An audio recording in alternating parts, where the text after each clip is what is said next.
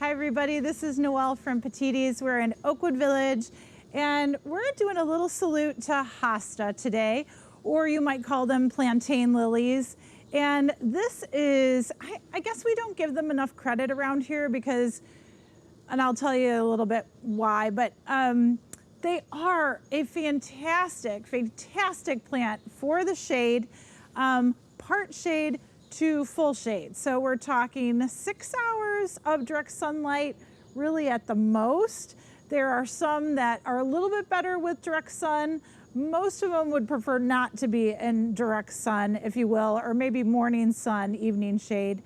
But 6 hours at the most, and then really most of them would prefer that 4 hour or less direct sunlight. So really sun-wise, they really do want to be in the shade, under trees, dappled lighting, woodland settings, all awesome for them. And then soil-wise, what's really great about them is they're super adaptable. Ideally, they would want to be in well-drained, moist, rich soil. But let me tell you, Hosta can grow in just about any type of soil environment. And clay soil, which is what we have in plenitude around here, they love it. They can tolerate it. And the other thing that we really enjoy about Hosta is they are able to compete with all the tree roots out there. Anything that's growing in the shade, in the woods, they really are able to compete with roots, erosion. We can plant them in a lot of different places that we have trouble. Here's the only problem, is that the deer love them for the most part. They are a salad bar for the deer. So you really do want to protect them if you do have some deer issues. We don't see bunny damage so much on them, but deer damage for sure. So your spray repellents, obviously your boundaries, fences, all those types of things, of course, will help keep them very, very nice. And in the spring, typically, it doesn't usually happen during the summer because we end up becoming very hot and dry. But in the spring, when it is moist and the clay soil is really, really wet, you will see slug damage on them. And that is really easily identifiable. It's these large holes in the leaves. And even on the large hosta, when you see these large holes in the leaves, and you think there is no way a slug or a snail, crawled up there, they did. Believe me, they are capable of moving at great pace, especially at night when you're not watching. But again, watch out for that slug damage. And most of your slugs can be controlled with just a border or a powder of iron phosphate. So that's basically what's in all of your slug controls now. So it could be Slug Magic or what have you. Those will work very, very well. With Hosta, there are actually 4 different types of size categories that we place them in. So there's miniatures, which are really 8 inches tall or less. There are small categories, which are up to about the 14-inch mark, so 9 inches to 14 inches. There's the medium-sized category, which is, let's see, we're getting even taller, so maybe 15, 16 inches, up to about 22 inches. And then we've got the large category that goes from 23 to 29. I know that one's right. And then the extra large, right, or the giant hosta, those are going to be 30 inches or above in height. So it all goes by height. But believe me, some of these, even the miniatures, can get, wide, very, very large. So there's so much different size and height variety. And when you're gardening with hostas, what you're looking for is, leaf shape, leaf color, variegation, and the texture and how they play off of each other. And there's so many different colors in hosta. I know everybody's like, oh, it's a green leaf plant. Well, if you look here at all the different, again, sizes and variegations, there's a lot to see here. And these plants, again, have been grown in pots. They haven't even gotten that potential to really develop and fill out and look awesome like they do in the landscape. So lots of different colors and varieties here. The other thing that I wanted to mention is all the hosta bloom. They all produce these scapes of trumpet flowers. They could be a white flower like on guacamole, Beautiful, large white trumpet flower, very, very fragrant. They could be kind of a smaller purple trumpet, sort of light lavender purple, if you will, on Patriot.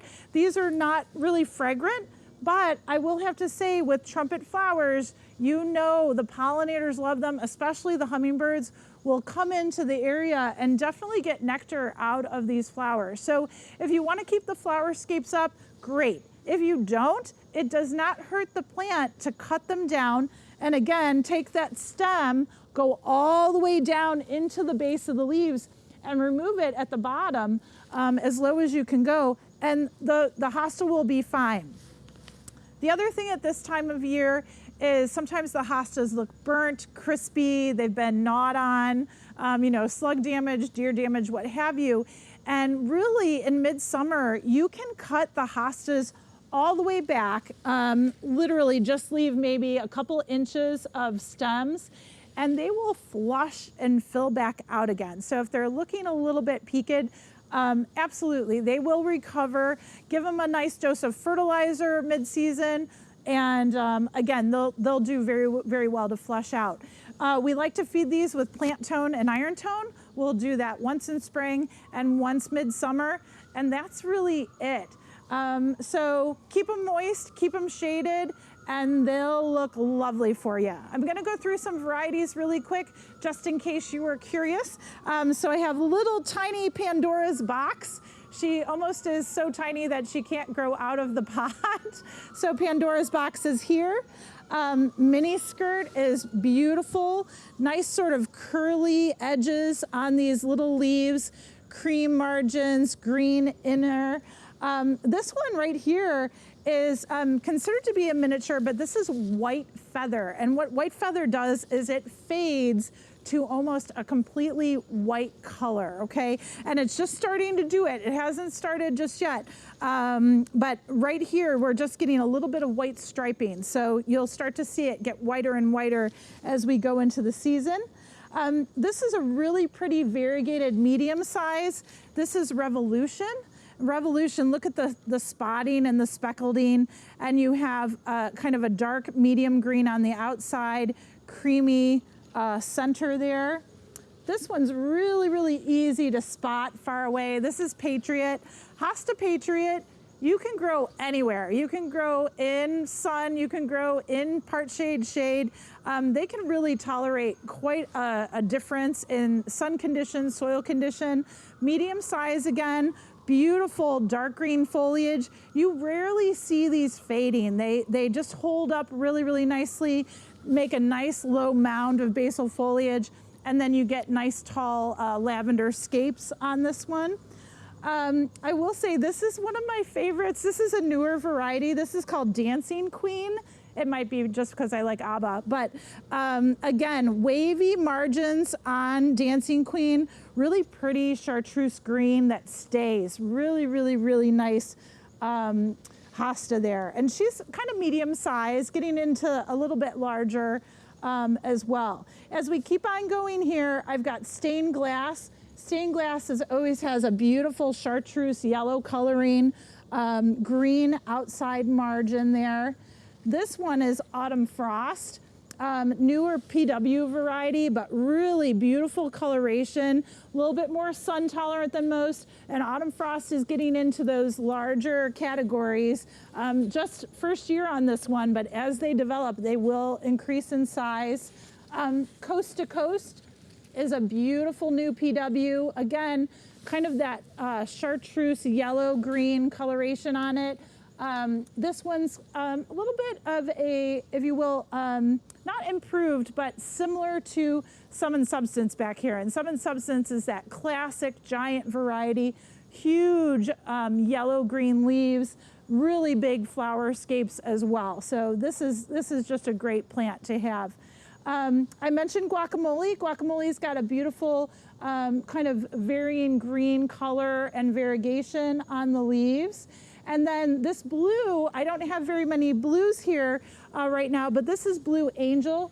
Blue Angel can get like 32 inches tall and like 48 inches wide. So she's big, big, big, big hosta, beautiful blue-green color, and great scapes too. So lots of variety. Go for all the different colors and variegations, and especially if you have shady spots that you can protect, it'll work out great for you. Enjoy.